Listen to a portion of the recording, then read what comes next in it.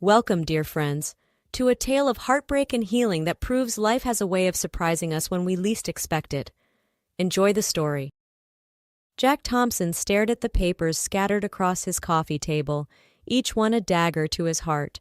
The divorce papers were bad enough, but the paternity test results felt like a twist of the knife. His hands trembled as he picked up the damning document once more. "This can't be real," he muttered, his voice hoarse from hours of disbelief and silent tears. But it was real.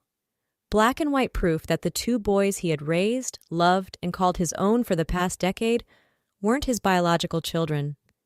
His soon-to-be ex-wife, Karen, had lied to him for years. The betrayal was complete. Jack's gaze wandered around the living room of his once happy home. Family photos mocked him from every surface. Smiling faces of a perfect family that never truly existed.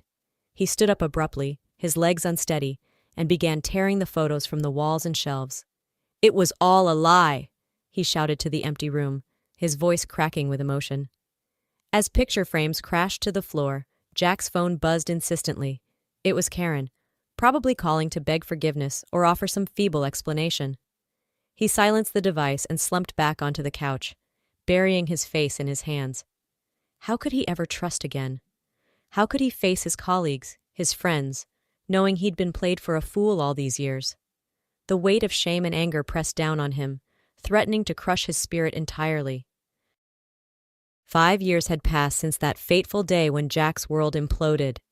He'd thrown himself into his work as a flight engineer, finding solace in the skies and the predictability of machines. His personal life, however, remained a wasteland of casual dates and guarded emotions. On a crisp autumn morning, Jack fumbled with his keys outside his apartment door. He'd just returned from a long-haul flight to Tokyo, and exhaustion tugged at his eyelids. As he finally managed to unlock the door, he was greeted by his mother's cheerful voice. "Jack, honey, you're just in time. The nice lady from the pension fund is here to help me with some paperwork." Jack suppressed a groan.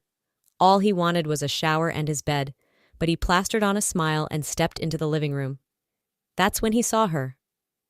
Emily Davis sat primly on the edge of the sofa, a stack of official-looking documents on her lap. Her dark hair was pulled back in a no-nonsense bun, and her eyes, a striking shade of turquoise, met Jack's with calm professionalism. "Mr. Thompson?" she said, rising to extend her hand. "I'm Emily Davis from the pension fund. I hope you don't mind me stopping by to assist your mother." Jack shook her hand, noticing the firm grip and the absence of a wedding ring. "Not at all," he replied, suddenly feeling more awake. "Can I get you anything? Coffee, perhaps?" A small smile tugged at Emily's lips. "Coffee would be lovely, thank you." As Jack busied himself in the kitchen, he found himself wondering about the serious-looking woman in his living room. There was something intriguing about her, a depth behind those turquoise eyes that hinted at her own stories untold. Jack returned to the living room, carefully balancing a tray with 3 steaming mugs of coffee. He set it down on the coffee table, earning an appreciative nod from Emily. "This isn't just any coffee," Jack said, a hint of pride in his voice. "I picked it up on my last layover in Vietnam. The beans are roasted with hazelnut oil, gives it a unique flavor." Emily took a sip, and her eyebrows rose in surprise. "Oh wow, that is different. Delicious, actually." For the next hour, Jack found himself lingering in the living room, ostensibly to help his mother with the paperwork, but in reality, he was captivated by Emily. She exuded a quiet competence that he found refreshing, and every so often he caught a glimmer of warmth behind her professional facade. As Emily was packing up her briefcase, Jack's mother suddenly piped up, "Oh, before you go, dear, do you know where we might find a good caregiver? Jack's away so often with his job, and I'm not as spry as I used to be." Emily paused, then pulled out a business card. "Actually, I might be able to help with that. Here's the contact information for a reputable home care agency. They work closely with the pension fund." As she handed the card to Jack, their fingers brushed, and for a moment, their eyes locked. Jack felt a jolt of electricity that he hadn't experienced in years. "Thank you," he said softly, "for everything." Emily smiled, a genuine smile that lit up her entire face. "It's my pleasure, Mr. Thompson." "Please," he replied, Call me Jack." As Emily left, Jack couldn't shake the feeling that something significant had just happened. For the first time in years, he felt a flicker of hope for the future. Weeks passed, and Jack found himself thinking about Emily more often than he cared to admit. He'd called the agency she recommended and arranged for a part-time caregiver for his mother, but he hadn't worked up the courage to use the personal number Emily had scribbled on the back of her business card. It was a chilly December evening when Jack's flight touched down at JFK. As he stepped out of the terminal, a sense of unease washed over him. He quickened his pace to the parking lot, his instincts screaming that something was wrong. As he turned onto his street, his worst fears were confirmed. An ambulance sat outside his building, its lights painting the night in eerie flashes of red and white. Jack's heart pounded as he abandoned his car, barely remembering to put it in park before he sprinted towards the entrance. Taking the stairs two at a time, he burst into his apartment to find paramedics huddled around a stretcher. On it lay his mother, pale and unconscious. "Mom!" he cried out, pushing past the EMTs. "What happened?" A sympathetic paramedic placed a hand on his shoulder. "Sir, your mother appears to have suffered a stroke. We need to get her to the hospital immediately." The next few hours passed in a blur of hospital corridors, hushed conversations with doctors, and agonizing waiting. As dawn broke, a somber-faced doctor approached Jack in the waiting room. "Mr. Thompson, I'm so sorry. We did everything we could, but your mother's stroke was too severe. She passed away a few minutes ago." Jack felt the world tilt on its axis. First Karen's betrayal, and now this. It seemed the universe was determined to strip away everyone he loved. He stumbled out of the hospital, numb and disoriented, barely aware of his surroundings. Somehow he found himself back in his apartment, surrounded by his mother's things, her favorite throw pillow, her well-worn cookbook, the faint scent of her perfume still lingering in the air. The finality of it all crashed over him like a tidal wave. In that moment of utter despair, Jack did something he hadn't done in years. He cried.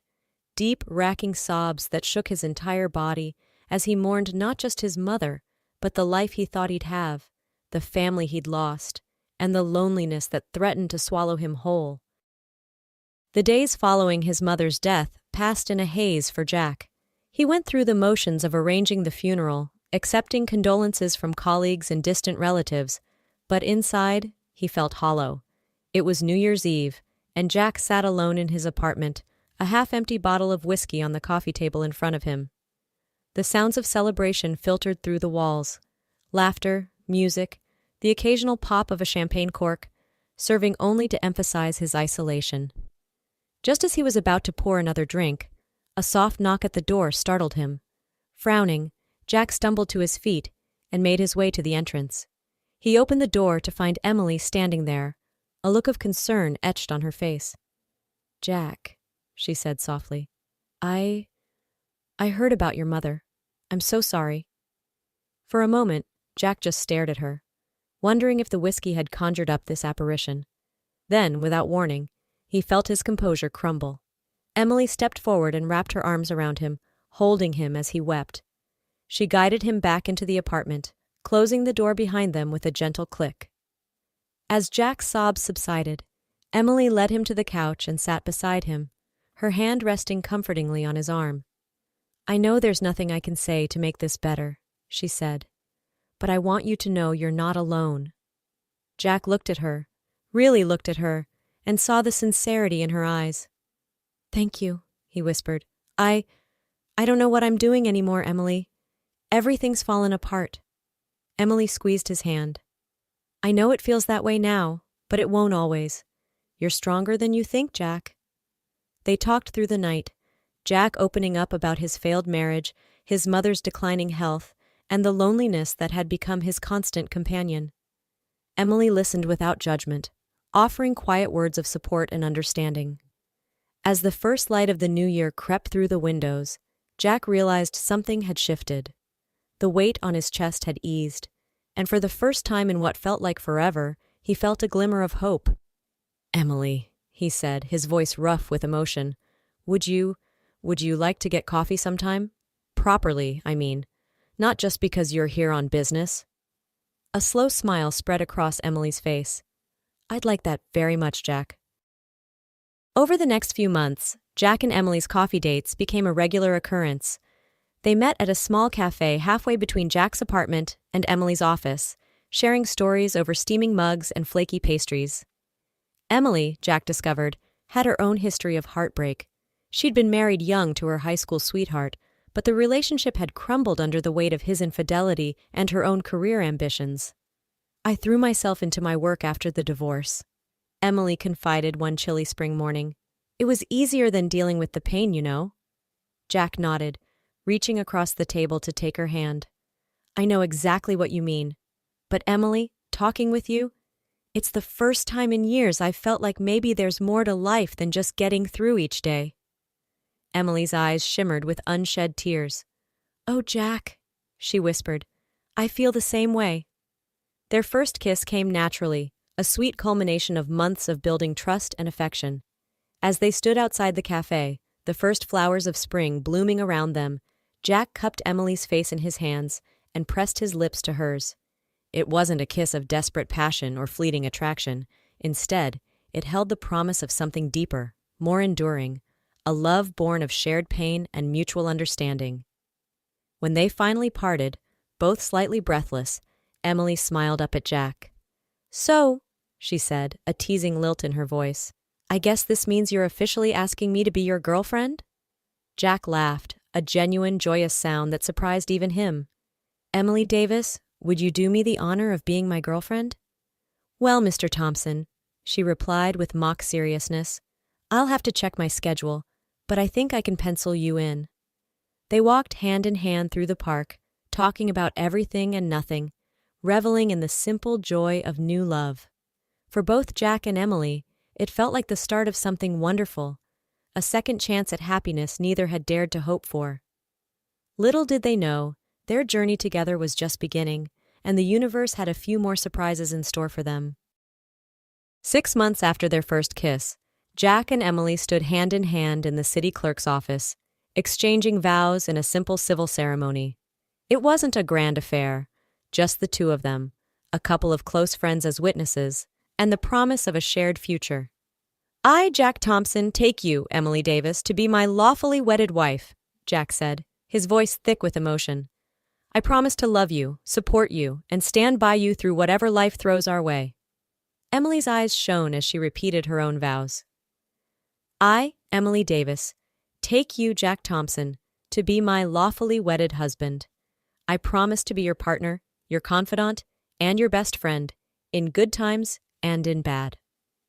As they sealed their vows with a kiss, both Jack and Emily felt a sense of rightness, of coming home after a long and difficult journey. The newlyweds moved into Jack's apartment, blending their lives and possessions. Emily's books found homes on Jack's shelves, her favorite throw pillows added splashes of color to the living room, and her presence filled the once lonely space with warmth and love. But as the honeymoon phase faded, shadows began to creep into their idyllic life. Emily's job at the pension fund grew increasingly stressful, with budget cuts and policy changes adding to her workload. She would come home late, exhausted and drained, barely able to muster a smile for Jack. Jack, for his part, still struggled with the emotional scars left by his first marriage. There were nights when he'd wake in a cold sweat, haunted by dreams of betrayal and loss. And though he never said it aloud, the knowledge that he likely couldn't father children weighed heavily on his heart. One evening, as they sat in silence over a barely touched dinner, Jack finally broached the subject. He said softly, "Are you happy? With me, I mean?" Emily looked up, surprise flickering across her face. "Of course I am, Jack. Why would you ask that?" Jack shrugged, pushing his food around his plate. "It's just, you never laugh anymore. You barely smile. I can't help but wonder if you're having second thoughts." Emily reached across the table, taking Jack's hand in hers. "Oh, Jack," she sighed. "I'm sorry. Work has it's been brutal lately, but please don't ever think I regret marrying you. You're the best thing that's ever happened to me." Jack squeezed her hand, forcing a smile. "I just worry sometimes. After everything with Karen, I guess I'm still waiting for the other shoe to drop." Emily's eyes filled with understanding and love. "I'm not Karen, Jack. I'm here, I'm committed, and I'm not going anywhere. We'll get through this rough patch together, okay?" As they embraced, both Jack and Emily silently renewed their commitment to each other. They had no way of knowing that their vows would soon be tested in ways they could never have imagined, as fate prepared to throw them another curveball. The day everything changed started like any other. Jack was preparing for an international flight, double-checking his bags, and going through his pre-flight routine. Emily had already left for work, leaving behind a hastily scribbled note promising to call him that evening. As Jack locked up the apartment, he couldn't shake a nagging feeling of unease. He chalked it up to pre-flight jitters and headed to the airport, pushing the sensation to the back of his mind. It wasn't until he returned home 3 days later that he understood the source of his anxiety. As he turned his key in the lock, he called out, "Em, I'm home!" The silence that greeted him was deafening. Jack's heart began to race as he moved through the quiet apartment. "Emily!" he called again, panic edging into his voice. That's when he saw her. Emily lay crumpled on the floor of their bedroom, her face ashen, her breathing shallow and labored. "Oh God, Emily," Jack cried, dropping to his knees beside her. With shaking hands, he pulled out his phone and dialed 911. The next few hours passed in a blur of sirens, emergency rooms, and terse conversations with doctors. Words like massive heart attack and critical condition swirled around Jack, each one a blow to his already fragile composure. As he sat in the ICU waiting room, head in his hands, Jack found himself doing something he hadn't done in years, praying, not to any specific god or deity, but to the universe itself, begging for Emily's life. "Please," he whispered, his voice cracking, "please don't take her from me. I can't lose her too." Hours ticked by, each one an eternity. Finally, a tired-looking doctor approached Jack. "Mr. Thompson," the doctor said, his voice gentle, "your wife is stable for now. The next 24 hours will be critical, but she's fighting hard." Jack sagged with relief, tears streaming down his face. "Can I see her?" The doctor nodded, leading Jack to Emily's room. The sight of her, pale and still among a tangle of tubes and wires, nearly broke him. He approached the bed cautiously, taking her hand in his. "Hey, Em," he whispered, his thumb tracing circles on her palm. "I'm here. You're going to be okay. You have to be okay." Days passed, blending into one another as Jack refused to leave Emily's side. He talked to her constantly, reminiscing about their first date, their wedding day, the future they'd planned together. Slowly, almost imperceptibly at first, Emily began to improve. A week after her admission, Emily's eyes fluttered open. "Jack?" she croaked, her voice weak but unmistakable. Jack's head snapped up from where he'd been dozing in the chair beside her bed. "Emily? Oh, thank God." He pressed the call button for the nurse, then leaned in to kiss her forehead gently. "You scared me half to death, you know that?" Emily managed a weak smile. "Sorry about that. Guess I should have listened when you told me to cut back on the overtime, huh?" Jack laughed through his tears, overwhelmed with relief and love. As the medical team swarmed in to check on Emily, Jack stepped back, sending up a silent thank you to whatever force had brought her back to him. The road to recovery was long and arduous. Emily's heart attack had been severe, leaving her weakened and frustrated by her body's limitations. But Jack was there every step of the way, encouraging her through physical therapy, managing her medications, and providing the emotional support she needed to heal. Months passed, and slowly, Emily regained her strength. But the experience had changed them both. They looked at life differently now, appreciating each moment together with a new intensity. One evening, as they sat on their balcony watching the sunset, Emily turned to Jack with tears in her eyes. "I'm sorry," she said softly. Jack frowned, taking her hand. "For what, love?" Emily sighed. "For putting you through all this, for not taking better care of myself, and for not being able to give you children. The doctor said after the heart attack, it's just too risky." Jack pulled her close, pressing a kiss to her temple. "Emily, listen to me. You have nothing to apologize for. You're alive, you're here with me, and that's all that matters. As for kids, If it happens, it happens. If not, well, we'll figure it out. You're enough for me, okay? Emily nodded, nestling into his embrace.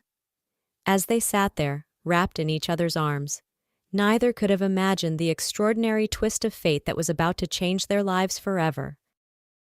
It was a crisp autumn morning when Jack set out for the airport, his mind already on the long flight ahead.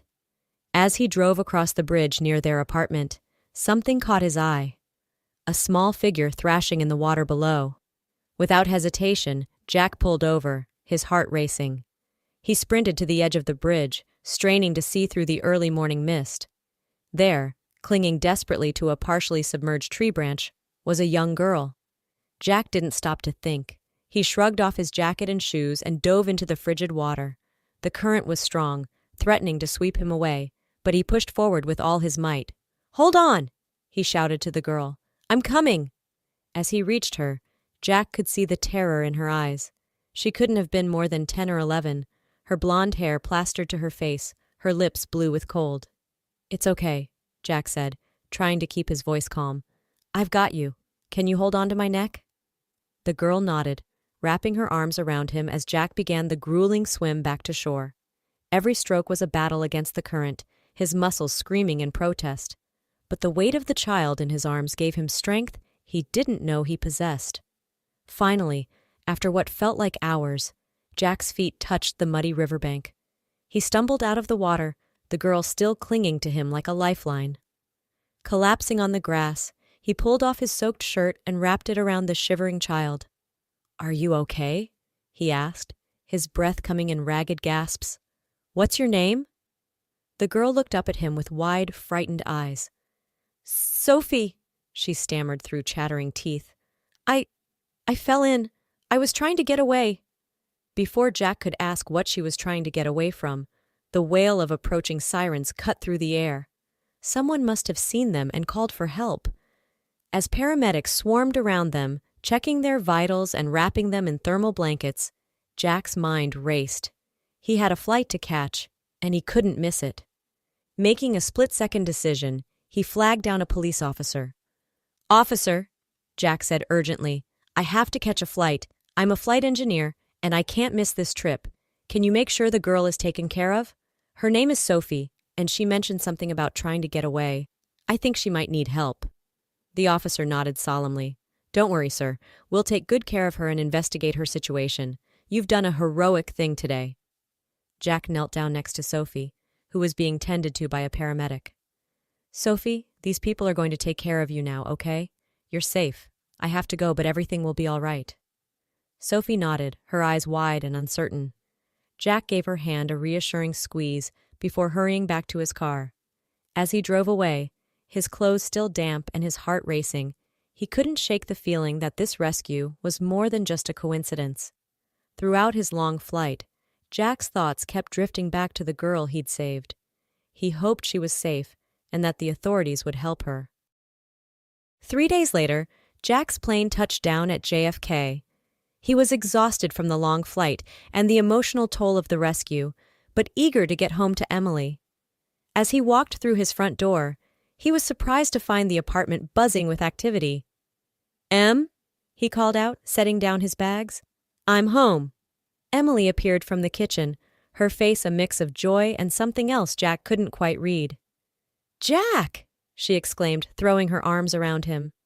"Oh, thank God you're back. You won't believe what's happened." Before Jack could ask, a small blonde head peeked out from behind Emily. His jaw dropped as he recognized the girl he'd pulled from the river.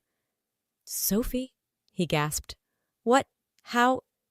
Emily's eyes filled with tears as she took Jack's hand. "Jack, there's something I need to tell you. Sophie, she's my daughter." Jack felt as if the wind had been knocked out of him. He stumbled to the couch, pulling Emily down beside him. "Your daughter? But how is that possible?"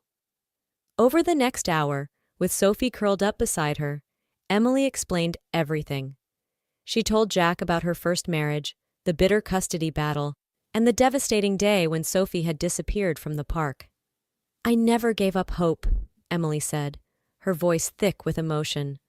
"But after years of searching, of dead ends and false leads, I started to lose faith. That's why I threw myself into my work, why I was so hesitant to open up, even to you, Jack. I was afraid to hope again." Jack listened, his heart breaking for the pain Emily had carried all these years, and swelling with love for the strength she'd shown. "But how did you find her?" he asked, still trying to process it all. Emily smiled through her tears. "That's the miraculous part. When the police brought Sophie in, they ran her DNA through the missing persons database. It matched the sample I'd given years ago when she first disappeared. They called me the day after you left." Jack shook his head in disbelief. "And to think, I'm the one who pulled her from the river. What are the odds?" Sophie, who had been quiet for most of the conversation, suddenly spoke up. "You saved me," she said softly, looking at Jack with wonder. "You saved me and brought me back to my mom." Jack felt tears prick his eyes as he smiled at the girl who had, in the space of a few days, become the daughter he never thought he'd have.